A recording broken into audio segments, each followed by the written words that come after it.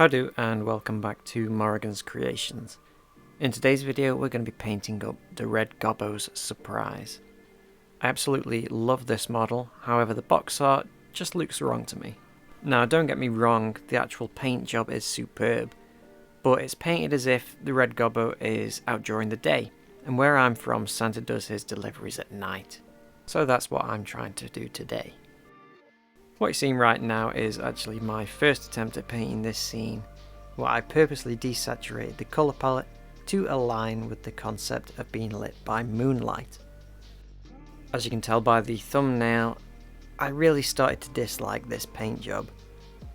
So those of you that are regular to the channels will know that I like to paint in bright, vibrant colours when painting my minis, and this just wasn't scratching that itch.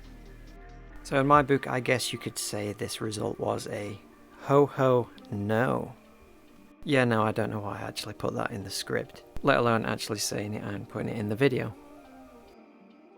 Because I wasn't happy with the paint job, you know what I'm going to do.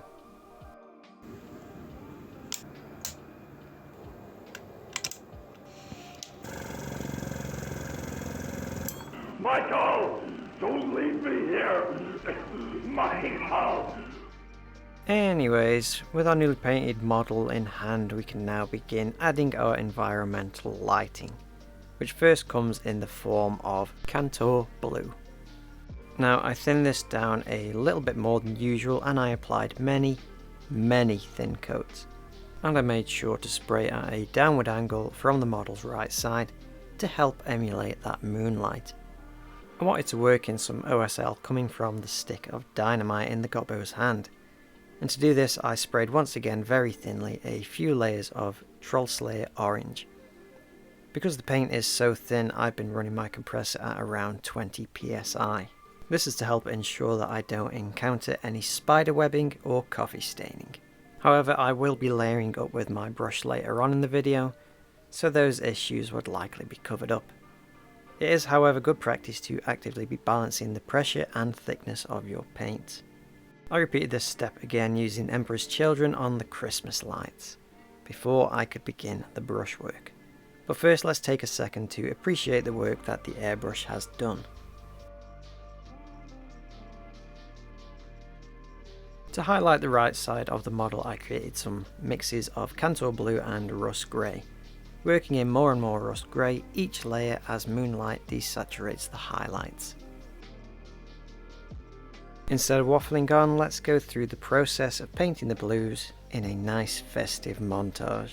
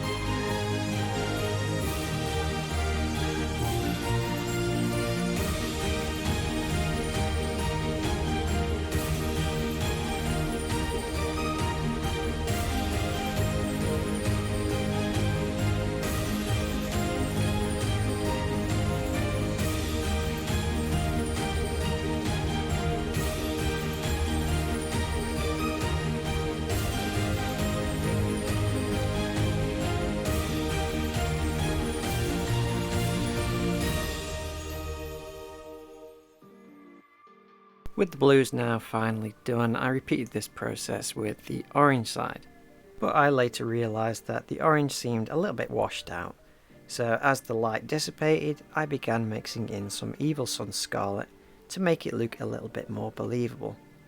And it's honestly amazing how this one little change drastically improved the piece as a whole.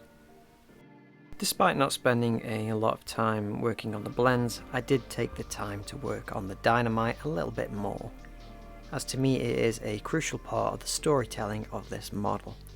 Plus I just like painting fire. I then remembered that there is actually a bag of goodies in the scene. I didn't want to put too much focus on here, so I was pretty limited with my highlights, highlighting them just enough to make them visible in the scene. Then I went back to the dynamite because I was having a little too much fun with it. I think I might have taken the highlight a little bit too far with this, but I do still like how it turned out, and after all, to me this is more of an experiment piece anyways. The closer I got to areas where the blue met the orange, I began stippling. This is just going to help ease the transition between the two colours. With everything looking good, I then made a mix of Flash Gets Yellow and Fire Dragon Bright on my wet palette. I applied this to all areas that were closer to the fuse, which in this case is the source of the OSL. Something that I think is important to remember here is that certain materials reflect light better than others. So despite being quite far away, the metal stars and the frames of his goggles are painted to be a bit brighter than the straps. It is a small detail, but I think it helps make or break the model. With most of the lighting now done on my not so red gobbo, I turn my attention to the Christmas lights, which are around the back side of the base. I painted these with a layer of Fulgrim pink, and I made sure to dot this around in some areas of the base like the icicles and the chimney where the light is likely to be cast.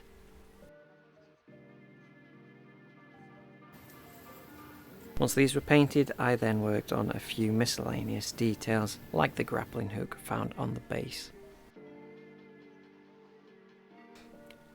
And just like that, the model is now finished. But before we get into the grand reveal, I just want to say a very special thank you to everybody that has supported me over the last year. I think we started the year at close to 200 subscribers, and we're now ending the year at the time of recording at 910. So yeah, that's a lot of growth. Now, it's no secret that I don't make any money off this. I do this in my spare time. So if any of you do want to support me financially, I will leave a link on the screen and in the description of my Patreon. You can join from just £1 a month, and it goes up to £3 a month, which will get your name here. This is actually the last video of the year, so I just want to say once again thank you very much. I hope everybody has a good Christmas and a very safe New Year. As always, don't forget to like, comment and subscribe, and let's get into those glamour shots.